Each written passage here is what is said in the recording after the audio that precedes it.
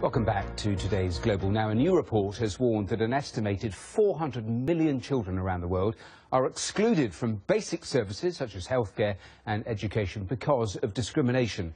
The global charity Save the Children says that just because of their gender, ethnicity, religion or disability, millions of children will not get a chance in life. Well, just a short while ago, I spoke to the new head of Save the Children International, former Danish Prime Minister Helle Thorning-Schmidt. First of all, it's important to remember how far we have come as the world. I mean, the world has never seen healthier or wealthier or better educated children than we're doing right now. So it's important to think and to know that we have come very far.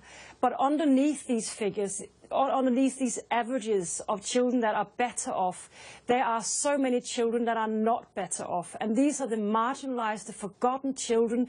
And these children, they have a double situation. Not only are they poor, but they are also systematically discriminated against, be it because they are girls, refugees, disabled, street children. These children are discriminated against, and we have to do something extra, something special to reach these last children. And this is what our new campaign is all about. We want the world to start thinking of the last child that will not be helped only if we eradicate poverty, but where we have to eradicate discrimination to help these children. I'll ask how you do it in just a moment, but the research you've done right across the globe in so many different countries, you conclude that discrimination globally is getting worse. Really, it is getting worse in your view?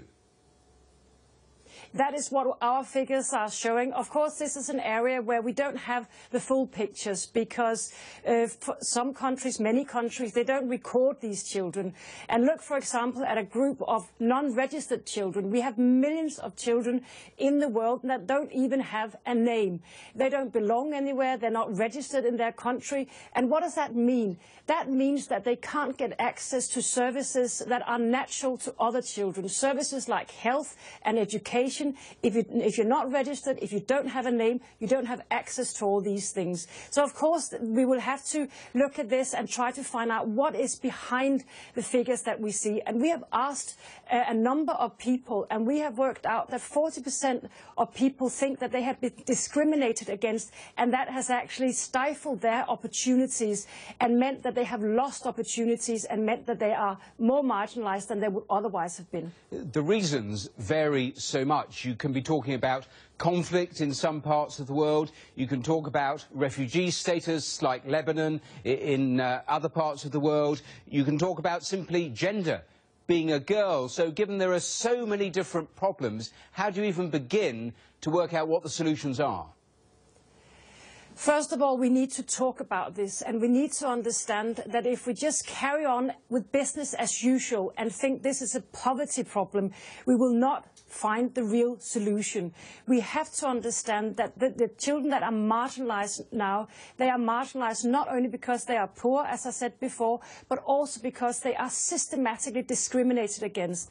And only when we start tackling that discrimination, be it in the household, in the community, in the village, or in national and international politics, only when we start tackling that discrimination will we see a change.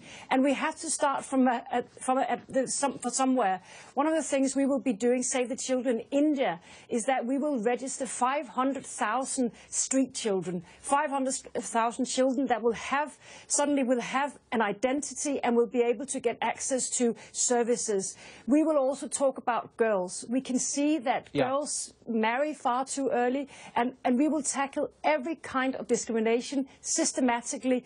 We can't do it alone. We need countries, we need the international community, and we need everyone to help us doing this. You've talked about legislation, you've talked about finance, you've talked about changing attitudes. I mean, I hate to bring up that selfie moment with Barack Obama, but does it help at all being a former Prime Minister who's rubbed shoulders with world leaders in trying to change the status quo? Because the reality of it is that it's an incredibly difficult thing to do. This is incredibly difficult, but I don't want us to sit back and think we can't do anything, because the fact of the matter is that we are better off now than we were 10 or 20 years ago. Children are, as I started out saying, wealthier and healthier and better educated. So what should stop us now? Well, only the lack of ambition. So what I'm trying to say to the world these days when Save the Children are launching our new campaign is that this is our promise to children of the world. We will try to do everything we can to break down the barriers that the most marginalized children are facing. And of course we can do it.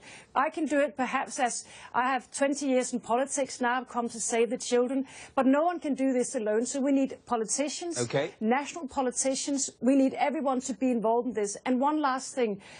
We need also communities, because nothing will change about these things if we don't change the norms.